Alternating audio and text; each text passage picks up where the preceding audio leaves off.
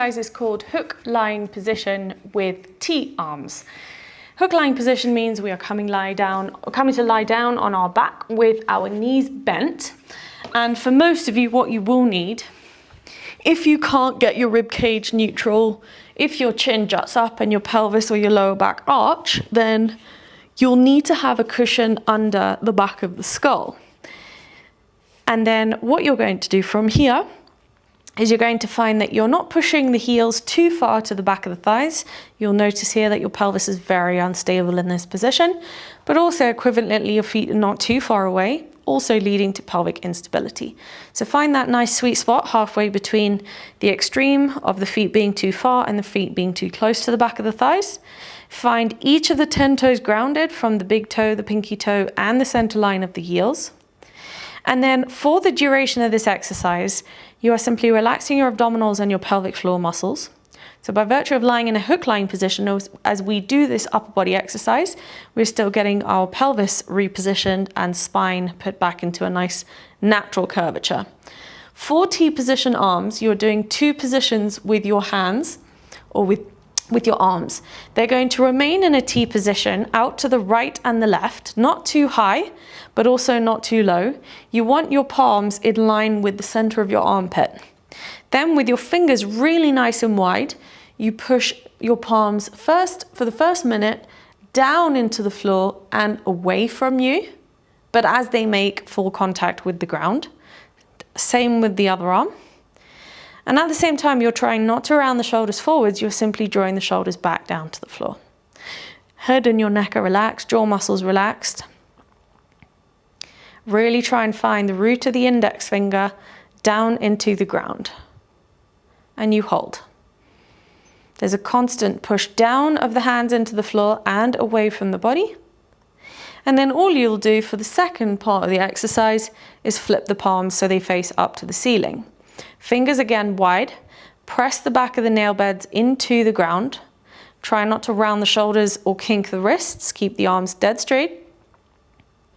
Relax the whole body and focus on just observing the sensations in your body and what's happening in the rest of your body. This is hook lying position with T arms.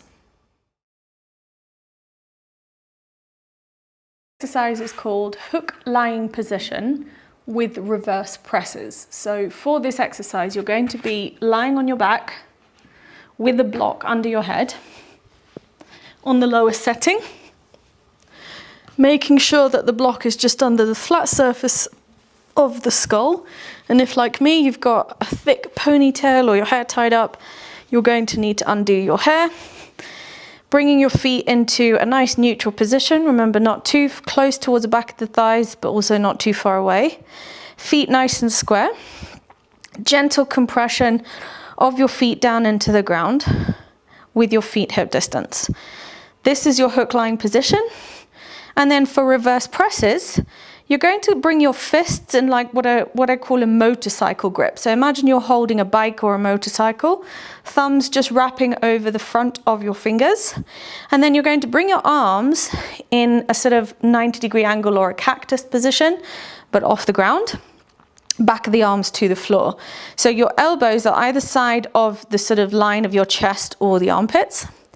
And what you're doing, and it will almost look like I'm not doing anything for this exercise, for the demonstration and for this video, but what you're trying to do is with a nice tight grip, you are simply pushing the back of the arms into the ground as you retract and squeeze your shoulder blades in.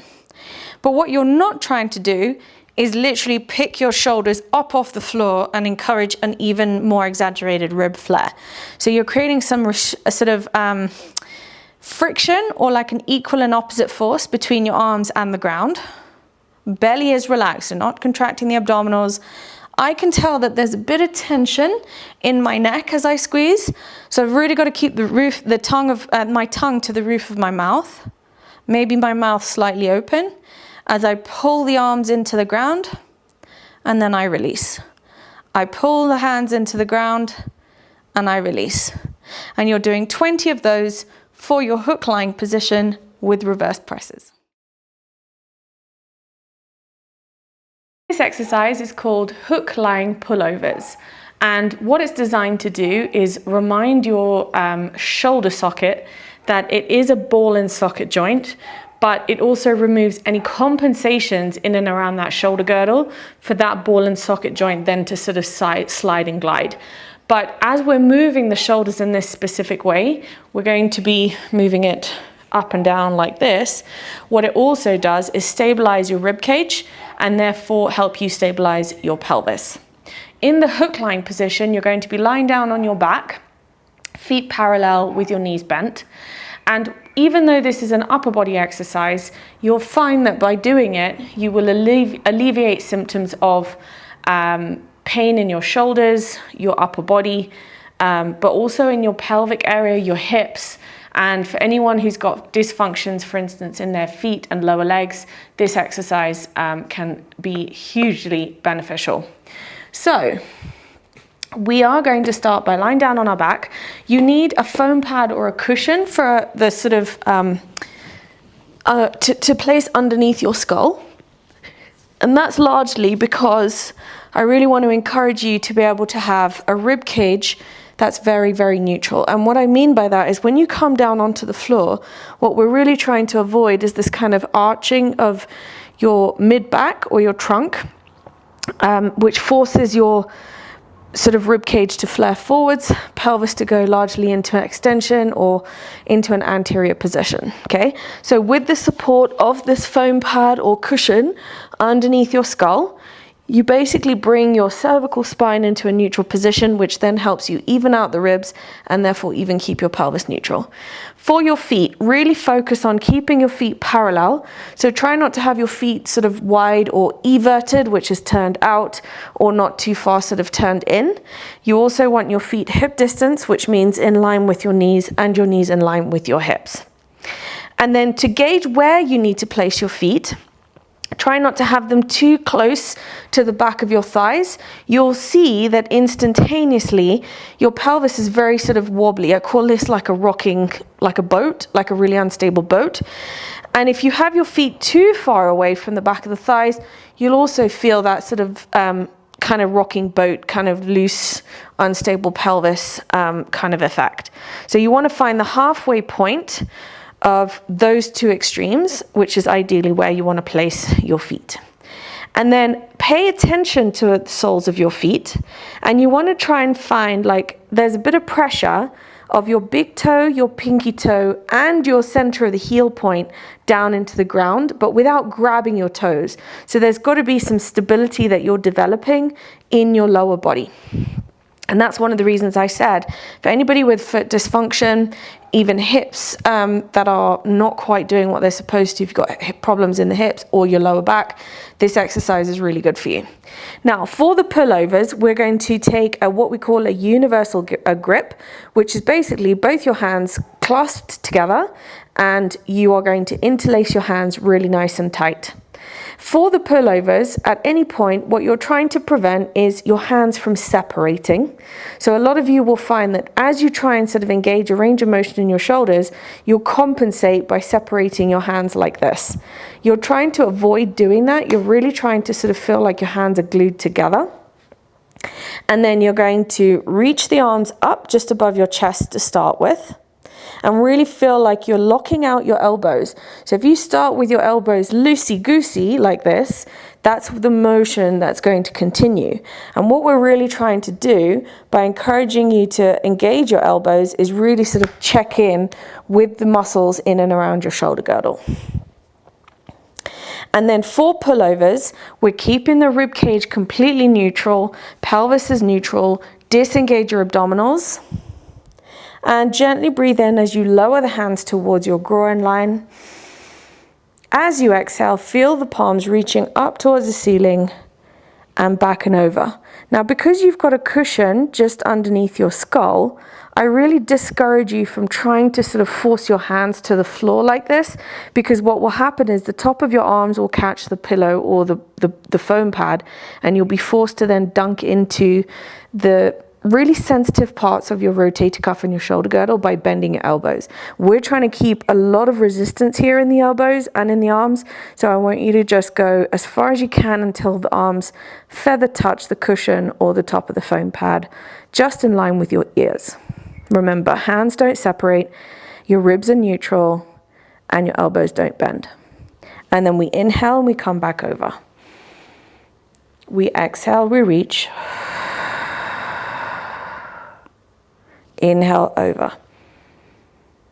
Exhale to reach. Keep the tongue, the jaw, and your neck really soft. And this is what we're trying to prevent. Every time you reach your arms, try and prevent there from developing like a gap underneath your mid-spine. Keep it down on the floor to establish a neutral pelvis, a neutral spine, and therefore neutral shoulder blades. Up and over. Focus on keeping those elbows really nice and locked out. And inhale. And that is your hook-lying pullovers.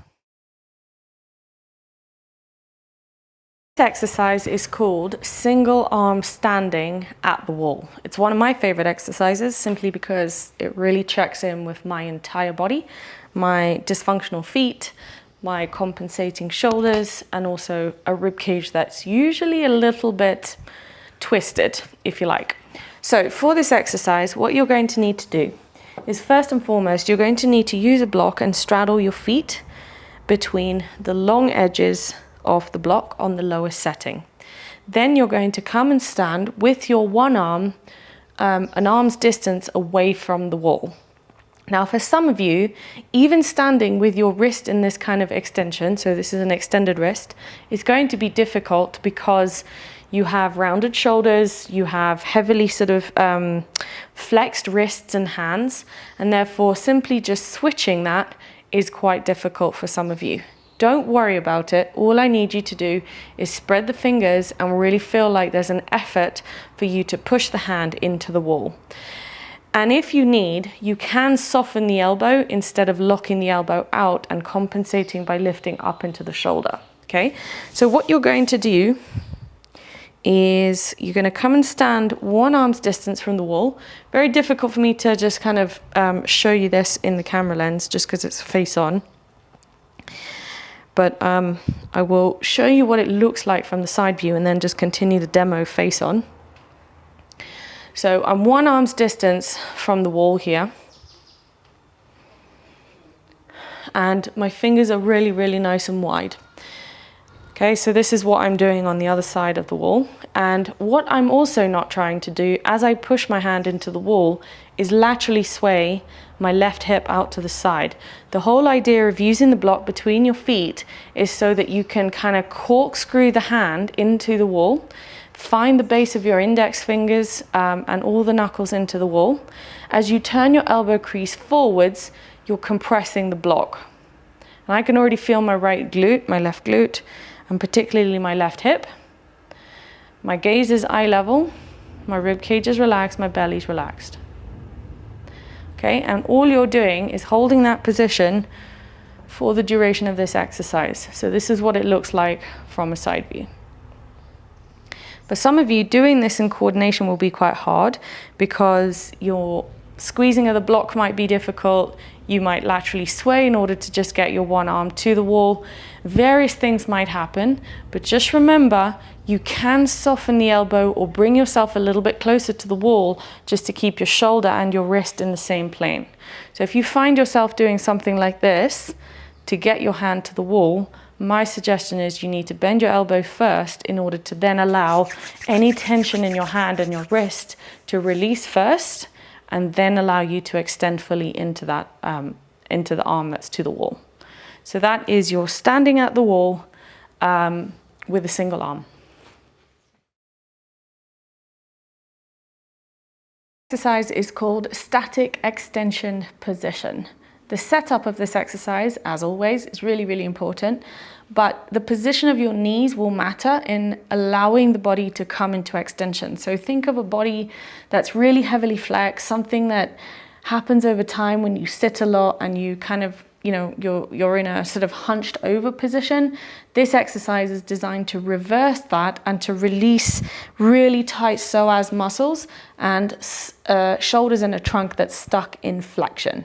So first you're going to start with your hands not wider than your shoulders, and you're going to like splay the fingers so that your palms are wide, and you're going to keep turning your elbows with force forwards.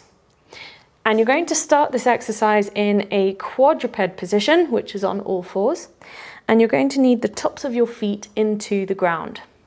Now, for the whole of this exercise, please make sure that your shoulders stay over the line of the wrists, not too far forwards, not too far back, otherwise you will feel the compression in your wrists.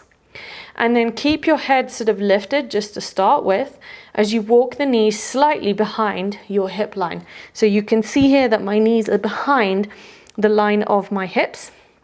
This is going to create a load in your shoulders, and that will then, the position of your knees will allow you to then release the pelvis. You see how I'm creating a nice big arch in my lower back by pulling the tailbone towards the pubic bone, towards the floor.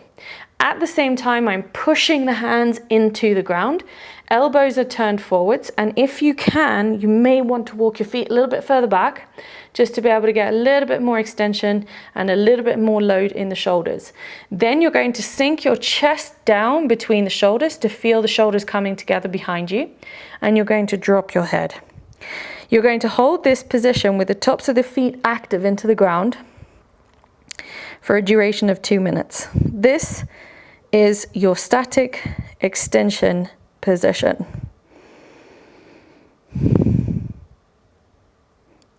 I can feel my left leg shaking. I can feel my left arm quivering. So lots happening here, and I'm completely relaxing my abdominals.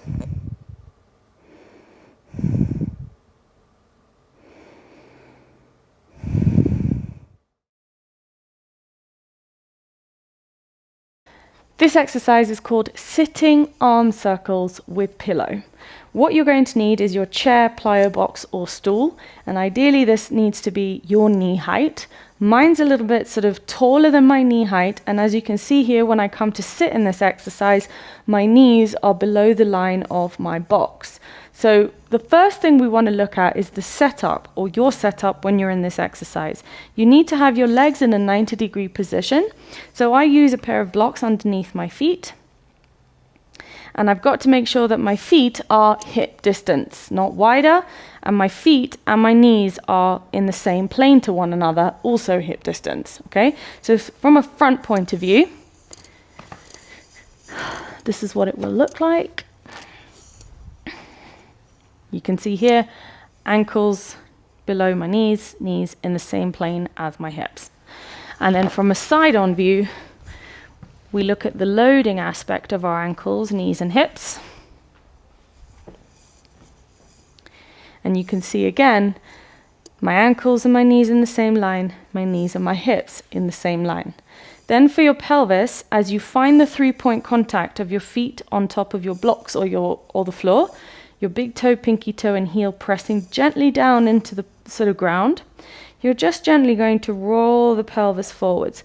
You're not extending from the rib cage. This is not a rib thrust. You're simply learning to load into your pelvis, which allows your spine to sit tall and stable, and therefore allows the release of the shoulders and the preparation of the exercise. Then you're going to place your pillow just between your knees. Use a pillow that you can squeeze a little bit easier, but also the dimensions of the pillow should also still allow you to maintain that hip distance set up with your legs. If your pillow is too wide or chunky, you're going to notice that your feet might sort of swing inwards, your knees outwards, and that's creating a sort of imbalance and a not good starting position or form for this exercise. And then for the sitting arm circles with pillow, you're gently just holding the pillow between your knees. You're not vigorously squeezing it, you're just holding the pillow. So if I was to sort of walk by and grab the pillow, I could easily do that, but with some resistance, about 1 to 2% resistance. With my pelvis rolled forwards, My gaze is eye level. Notice if I look up, it changes the sort of position of my spine and the stability. If I look down, it makes me kind of loosey-goosey. So using what God gave you, which is one of the ethos of the Posture 360 framework, we're looking with intention in a neutral position as well. Then from here, the most important aspect of this exercise is the modified golfer's grip. Notice here, when I press my fingertips into the base of the palm, I pull my thumb away from the index finger, and I don't create a sort of folding of my knuckles. So if I was to balance something on the top of my wrist here, it's nice and flat. Try it with this pillow. Yeah, there you go. So I've got a nice flat wrist. I'm not folding into my knuckles, because if I fold into my knuckles, I'm not really going to be able to balance anything on the top of my wrist.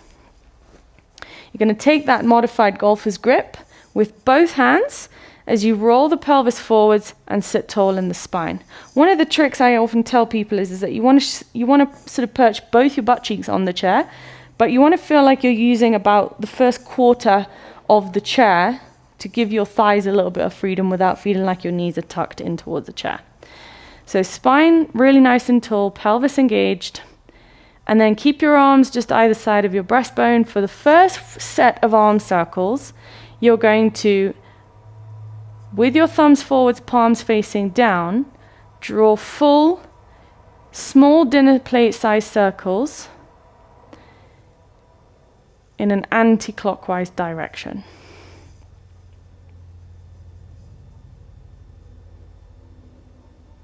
And then you, for the second round of 40 circles, you flip the palms up, thumbs back, and you do clockwise circles. So this is reverse arm circles. Your arms are nice and locked out. There's no bending of the elbows, and there's no swinging or sort of thrusting of your body. Really hold the spine rigid and try and generate this movement from your shoulders. Keeping all 10 toes grounded, the heels grounded. Your pelvis is completely, your pelvic floor muscles are relaxed, as well as your abdominals. Those are your sitting arm circles with pillow.